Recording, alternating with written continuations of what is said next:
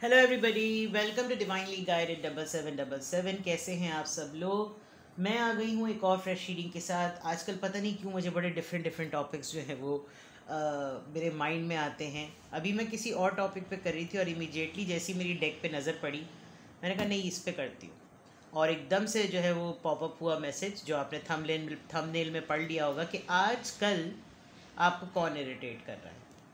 तो देखते हैं जनाब, आजकल आपको कौन इरिटेट कर रहा है, आप किससे आजकल उलझ रहे हैं, किससे आपको कोफ्त हो रही है, किससे आपको दिल चाहता है कि ये मेरे सामने ना आए। कुछ इस तरह की चीज़ें जो लोग इरिटेट कर रहे होते हैं, कुछ लोग शरारतन भी इरिटेट कर रहे होते हैं। बट कोई ऐसी इरिटेशन जो आपके आपकी नब्स पे हावी हो रही, आपकी नर्व्स पे हावी हो रही हो। तो देखते हैं कि आई डोंट नो, एक चीज़ मुझे समझ नहीं आ रही। मुझे प्राइवेट मैसेजेस में इतने ज़्यादा लोग कह रहे हैं कि मैं टैरो की क्लासेस देना शुरू कर दूं। तो मैं बहुत अदब से, मैं बहुत आपका एहतराम करती हूँ, बहुत खुलूस और बहुत मोहब्बत से। आपकी मोहब्बत है कि आप इस तरह से सोचते हैं। अगर मेरे पास वक्त हुआ, मैंने पहले भी कहा था कि मेरे पास वक्त हुआ क्योंकि मैं वर्किंग लेडी हूँ, तो मैं ज़रूर ज़रूर, ये मेरे प्लान में शामिल है कि मैं ज़रूर टैरो क्लासेस दूंगी। लेकिन अभी मैं किसी को भी टैरो क्लासेस नहीं दे सकती क्योंकि it's a very important task. Training देना, सिखाना जो है वो एक इम्पॉर्टेंट टास्क है, तो उसमें पूरा 100% देना चाहिए। चलिए जी, कौन है जो आपको आजकल इरिटेट कर रहा है। ठीक है, ये टाइमलेस, जनरल और कलेक्टिव रीडिंग होगी। जब कभी भी आपकी नज़र से गुजरेगी तो ये आपका उस वक्त का मैसेज होगा। मैसेज वही लीजिएगा जो लगे आपको अपनी सिचुएशन से मैच करता हुआ। टैरो में ये मैसेजेस आए हैं तो इनकी बेसिस पर कोई फाइनल डिसीजन मत बना लीजिएगा। The magician. ऑलराइट, कौन है जो आजकल आपको इरिटेट कर रहा है? कौन है जो आपको आजकल इरिटेट कर रहा है? हाईली पॉलिटिकल आदमी, बहुत ही मैनिपुलेटिव, हर वक्त अपनी मैं सुनाना। Alright, ace of pentacles. Alright, हर वक्त आपको कुछ ना कुछ ऑफर करता रहता है ये person. The hierophant. Alright, they pretend to be कि वो आपके गुरु हैं। टॉरस आया है यहाँ पर और एरीज है, टॉरस वर्गो कैप्रिकॉन है यहाँ पर। पहले कार्ड्स निकाल लेते हैं, ठीक है। कौन है जो आजकल आपको इरिटेट कर रहा है? शायद आपका ध्यान भी नहीं जा रहा होगा, लेकिन जब कभी भी आप इसका नाम सुनते होंगे आपको इरिटेशन हो। दो क्वीन ऑफ सोर्ड्स। ठीक है जनाब, बॉटम ऑफ द डेक। अभी तो 9 ऑफ वॉन्ड्स है। अच्छा, एक मज़े की बात मैं बता दूं कि इस पर्सन का होता है ना कि मेक 3 विशेस। तो इस पर्सन की 3 विशेस में से होगा इरिटेट हर, इरिटेट हिम, इरिटेट हर, इरिटेट हिम, इरिटेट हर, इरिटेट हिम। मतलब एक 9 ऑफ वॉन्ड्स, जिसे कहना चाहिए कि एक ही बात को पकड़ के रखना और उस बात को च्युइंगम की तरह ऐसा खींच देना कि आपको होता होगा कि भाई मैं इससे दूर ही रहूं, और आपने किसी हद तक with the queen of swords अपने आप को दूर किया हुआ भी है। एक तो ये कि बड़बोला बहुत है, खातून हो या मर्द, विद द मैजिशियन कार्ड। हर वक्त इसको इरिटेट करने की वजह ये है कि जो ये आपके पर्सोना में देखता है ना, ये चाहता है इसकी खुद की पर्सनैलिटी ऐसी हो सकता है शायद आपको बहुत ज़्यादा प्रोटोकॉल मिलता हो due to some reasons, but with the magician card काफ़ी पॉलिटिकल और कम्युनिकेशन स्किल्स में बहुत स्ट्रॉन्ग, शैतानी दिमाग जिसे कहना चाहिए। इनके पास हर वक्त कोई एक ऑफ़र होती है, हर वक्त इनके पास कोई एक प्रपोज़ल होता है, और वो एकदम से आउट ऑफ द ब्लू कोई प्रपोज़ल निकलता है जिसका कोई ना सर हो ना पैर हो। मतलब ऐसा कोई पर्सन जिससे आपको बहुत ज़्यादा इरिटेशन होती है। आपने शायद इस पर्सन को सेंस कर लिया है और आपने देखा है कि दम था, जो सुना था, जो देखा था। लेकिन जब आपने इसके साथ रहना शुरू किया, गुजारना शुरू किया, वक्त काम करना शुरू किया, जिस भी कॉन्टेक्स्ट में आप हैं, आपने देखा कि कॉल और फेल का तजाद बहुत ज़्यादा है। जो बात सुनी थी वो नज़र नहीं आती, जो बातें कही गई थी वो काम में दिखती नहीं हैं, जिसकी वजह से आपको लगा कि यार फसादी दिमाग और फितना फितरत वाले इन लोगों से ज़रा दूर रहा जाए। इस पर्सन की बहुत ज़्यादा अर्ज है कि किसी तरीके से ये आपकी पर्सनल लाइफ, आपके क्लोज सर्कल का पार्ट बने। आपने बाउंड्रीज़ बहुत ज़्यादा स्ट्रॉन्ग की हुई हैं। ये बहुत हद तक कोशिश करते होंगे कि किसी न किसी तरीके से आप इनकी पर्सनल लाइफ को ज़रूर चेक करें। और उसका आजकल सबसे बेस्ट सोल्यूशन होता है, लोग अपने व्हाट्सएप स्टेटस को जो है वो बहुत ज़्यादा लोडेड रखते हैं, ताकि उनको पता चल जाए कि कौन उनको ट्रेस कर रहा है, कौन उनको चेक करता है। और ये पर्सन काफ़ी हद तक आपको इस तरह की चीज़ों में डिस्ट्रैक्ट और डाइवर्ट करने की कोशिश करते हैं, और आप बिल्कुल इससे दूर नज़र आ रहे हैं। तो इनके लिए ये थोड़ी सी कीड़ा खाने वाली बात भी है। और पर्सन जो है इसकी एनर्जी ठीक नहीं है, काम की जगह का ही बंदा है आपकी। 8 ऑफ पेंटिकल्स आया है, और with the queen of swords definitely and with the 9 of wands, ये पर्सन जो है वो फॉर श्योर एक ही बात को पकड़ के, जैसे मैंने बताया ना, उसी पर लकीर पीटते रहना, पीटते रहना, पीटते रहना, जिसकी वजह से आपको इससे बहुत ज़्यादा इरिटेशन होती है, और आजकल ख़ास तौर पे हो रही है। आप इस पर्सन की तरफ से अच्छी खबरें कम ही सुनते हैं। आप इस पर्सन के साथ जुड़े हुए लोगों के साथ भी मसले ही सुन रहे होते हैं। तो you feel like that it's a fed up person, ये एक फेड अप पर्सन है, और आपको बिल्कुल भी नहीं अच्छा लगता कि जो है आप हर वक्त इनके फैलाए हुए रायतों को जो है वो समेटते रहें। इसीलिए आपने इनसे थोड़ा सा डिस्टेंस मेंटेन किया हुआ है, आपने कॉर्ड्स कट नहीं किए, बिकॉज आप कॉर्ड्स कट कर नहीं सकते। या तो ये आपके रिलेटिव्स में से है, आपकी वर्क प्लेस का। मुझे work place with the 8 of pentacles बहुत ज़्यादा लग रहा है। मेहनती है ये पर्सन, ऐसा नहीं है कि ये मेहनती नहीं है। विद द हेरोफेंट कार्ड, ये एक ऐसा पर्सन भी हो सकता है जो ऑलरेडी एक शादीशुदा पर्सन है, लेकिन आपकी लाइफ में आपके मत्थे बढ़ गया है। आपके साथ इसके कुछ इस तरह के टर्म्स रहे कि शुरू में इसने आपको दोस्ती ऑफ़र की, फिर आपको फ्रेंड जोन करने के बाद फिर डिक्लेयर किया कि मैं तो शादीशुदा हूँ, आपको मेरी तरफ से गलत फहमी हो रही है। तो आपने फ़ॉरन डिस्टेंस मेंटेन किया, बिकॉज आप शायद क्वीन ऑफ सॉर्ड्स में एक सिंगल सेपरेटेड डिवोर्सी हो सकते हैं। आप मुख्तलिफ तरीके से बात को ले रहे थे, और एकदम से इन्होंने जो है वो पैतरा बदला, बिकॉज मैजिशियन के होते हुए इसकी एनर्जी ऐसी नहीं है। लेकिन ये ना निगले चैन ना उगले चैन वाला मामला है।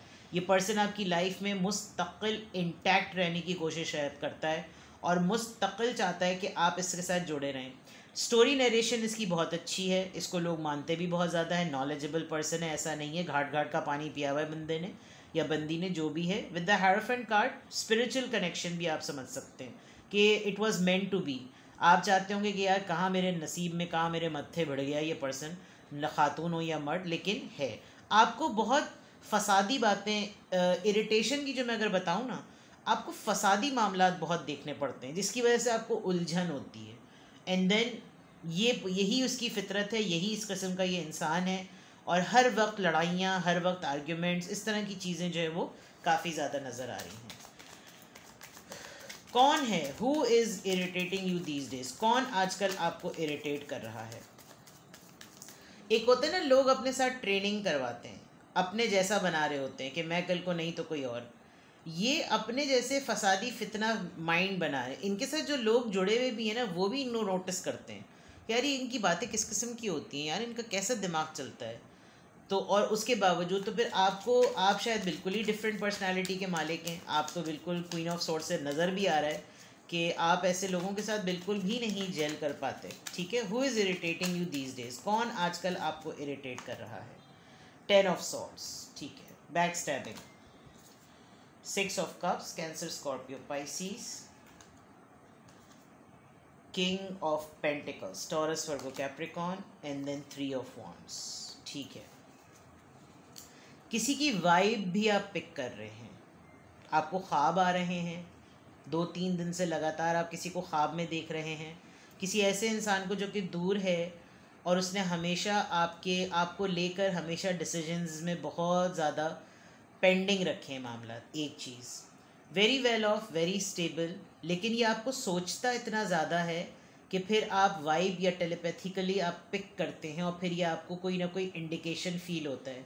अचानक से आपकी वॉल पर या आपके कहीं पर भी जो आप सोशल मीडिया को एक्सप्लोर करते हैं, वहाँ इसकी कोई इससे रिलेटेड कोई पोस्ट आ जाती है, कोई तस्वीर आ जाती है। तो आपको ये लगता है, क्योंकि मोबाइल तो वैसे भी उसके पास हमारा पूरा डाटा होता है, तो वॉट एवर यू थिंक वो मोबाइल पे आने लगता है, because that is how it process. मैंने कॉल ऑफ फेल पे तजाद की जो बात की थी ना, विद द 6 ऑफ कप्स, ये पर्सन आपको सोचना छोड़ नहीं सकता। ऑब्सेशन की हद तक इस इंसान को आपकी सोचें आती हैं। और मैंने कहा ना कि अगर 3 विशेज़ हों तो ये क्या होगा? Irritate them, irritate them, irritate them. मतलब उसके लिए ये फ़न और प्लेजर है, और आपके लिए ये जेन्युइनली इरिटेशन है। अब आप इससे चिढ़ते क्यों हैं? क्योंकि इसने आपको मल्टीपल टाइम्स धोखा दिया है, काम की जगह पर, लोगों की फॉर्म में, पब्लिक डीलिंग में, फोरम्स पर एम्बैरस कर दिया, बहुत सारी जगहों पर। तो आपको ये होता है कि यार इनसे ना ज़रा दूर रहो।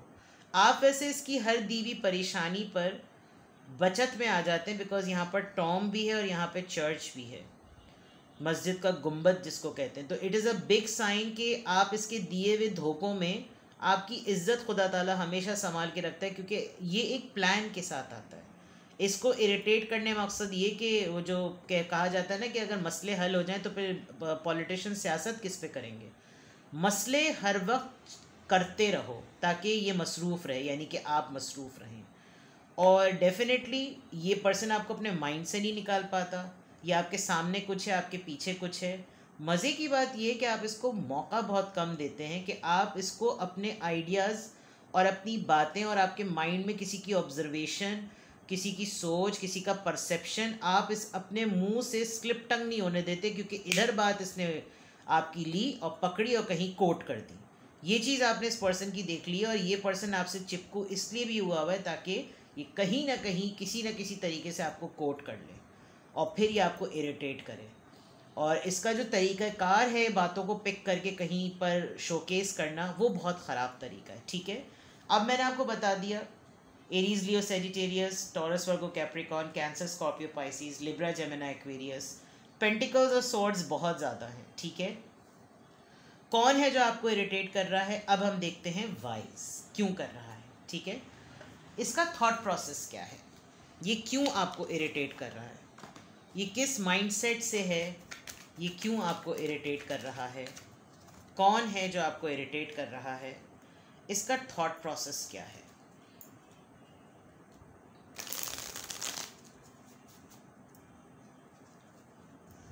इसका थॉट प्रोसेस क्या है, इसका थॉट प्रोसेस क्या है, क्यों ये आपको इरिटेट कर रहा है, कर रही है, कर रहा है, मतलब जेंडर आप अपने साथ, going with the flow, laziness, the creator, control, ego issues. एक बात, आप इरिटेट तो इससे होते हैं, लेकिन आप एक अच्छी चीज़ ये करते हैं जो कि करते रहें, आप इसकी हर बात पे हाँ में हाँ मिला देते हैं। ये आपके सामने जो ऑफ़र लेकर आता है, असल में ये देखना चाह रहा होता है कि आप ट्रैप हो रहे हैं या नहीं ट्रैप हो रहे हैं, लेकिन आप उसमें बिल्कुल इस तरह से हो जाते हैं कि इट्स कम्प्लीटली योर चॉइस। हमें तो भाई ये पता है कि हमारे घर में यूं यूं यूं होता है, लेकिन अगर आपको ये चीज़ समझ में आ रही है तो आप अपने रिस्क पे कर लें। मैं सेकंड करने को तैयार नहीं हूँ, लेकिन मैं आपको लिवरेज दे रहा हूँ या आपको अपॉर्चुनिटी दे रहा हूँ कि आप इसको ट्राई कर लें, लेकिन कहीं एक जगह पे करें, पूरे घर का निज़ाम बरहम धरम नहीं कर दें। वहाँ पर ये पलटी खा जाते हैं, क्योंकि ये आपके बगैर कुछ कर नहीं सकते। With the queen of swords आप पावर में हैं और आपका पर्सोना भी अलग है, ये बात भी है। दूसरा ये जो मैंने अभी मैंने कहा था कि आप प्रोटेक्टेड हैं और यहाँ क्रिएटर आ गया, जो आपकी ऑब्जर्वेशन और आपका तजुर्बा है ना, वो आपको बचा लेता है। कभी कभी ये पर्सन आपको इरिटेट करने के ऑब्जेक्टिव या पर्पस पे इतना ज़्यादा डिटर्मिन्ड होता होगा, लेकिन जो बर्दाश्त आप इसको दिखाते हैं, जो पेशेंस आप इसको दिखाते हैं, वो उसमें इसका टेम्परमेंट पलट जाता है। इसके लिए ख़ुद वही पत्ता खेलना मुश्किल हो जाता है। तो हैट्स ऑफ टू यू, आप बड़े डिफ़िकल्ट पर्सन को डील कर रहे हैं और वो आपको हद दर्जे इरिटेट कर रहा है, लेकिन I think you know very well how to handle him और हाउ टू हैंडल हर। ठीक है, इसका तजुर्बा है, मेहनती है, लेकिन आपका तजुर्बा भी अपनी जगह है। ठीक है, इसकी एनर्जी चेक करते हैं। लेट्स सी कि ये किस एनर्जी, माइंडसेट तो देख लिया। इसकी एक ऑब्जर्वेशन है, ये जो आपको इरिटेट करता है, कि आप अपने डिसीजन पर नहीं हैं। अभी तक इसने आपके वो ट्रू कलर्स देखे नहीं, with the going with the flow, कि जो कहता है आप कहते हैं चलो ठीक है ये कर लेते हैं। ये आप हर किसी के साथ करते होंगे। असल में एक बहुत अच्छी बात होती है कि आप किसी की भी बात सुनकर उस पर मनोअन हामी नहीं भर रहे, आप उसको, वो जो भी बात आपके सामने रख रहा है आप उसी को उसमें अकाउंटेबल बना रहे हैं कि अच्छा आपका ये प्लान है, आपका ये आइडिया है, आप करें, इसको ओन करें। तो बंदा आपके कंधे को इस्तेमाल करने का वो नहीं होता, उसको उसका कोई तुक नहीं बनता। तो ये चीज़, ये आपकी आपको इस तरह से भी ऑब्जर्व करता है, तो इसको ये लगता है कि यार आई शुड इरिटेट हिम और हर, मैं इसको तंग करूँ किसी ना किसी तरीके से, कुछ ऐसा करूँ कि ये मुझसे क्वेश्चन करे, कुछ ऐसा करूँ कि ये मुझसे इंक्वायरी करे। बट जब कुछ नहीं होता होगा और आपस में ही मुठभेड़ होती होगी तो इनकी इज्जत में, इनकी रिस्पेक्ट लोग नहीं करते होंगे। आप में और इसमें फ़र्क ये है कि आपके नॉर्म्स पे लोग आपकी रिस्पेक्ट करते हैं। इनकी जो हरकत और सकनात हैं, पावरफुल होने के बावजूद भी खाली आप ही नहीं, बहुत सारे लोग इनसे कन्नी कतराते होंगे कि यार इनसे ज़रा दूरी रहो तो बेहतर है। लेट्स सी कि इस पर्सन की एनर्जी क्या है। Discovery, acceptance, Perseverance, prayer.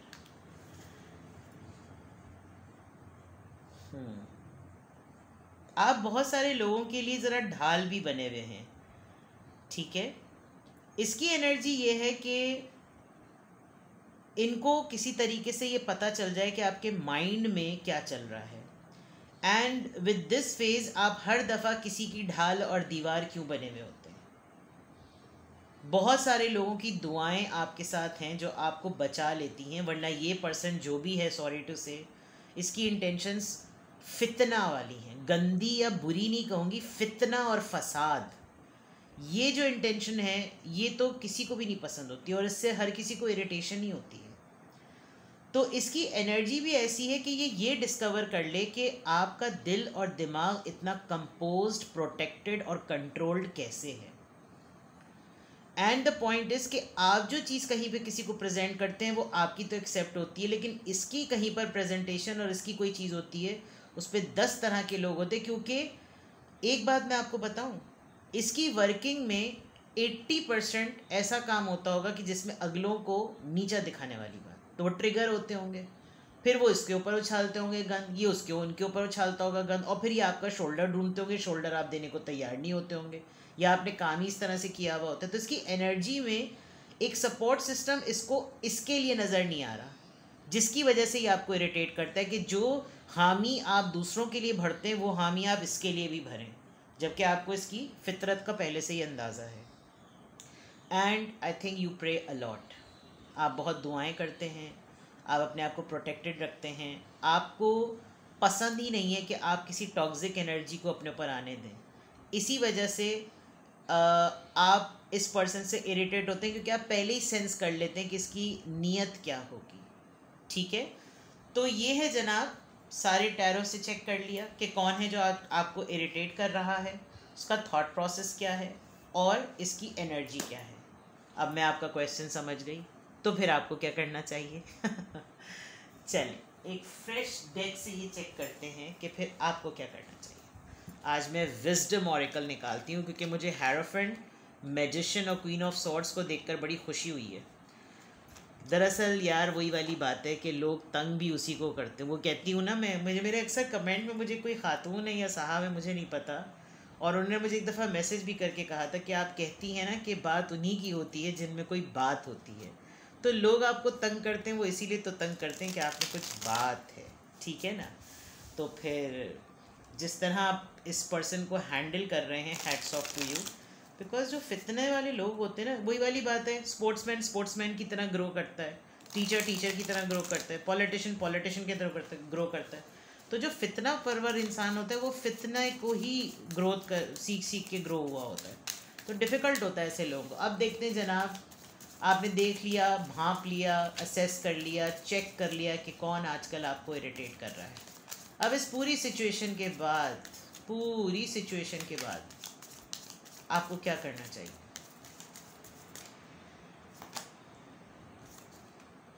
Fock in the road, number 13।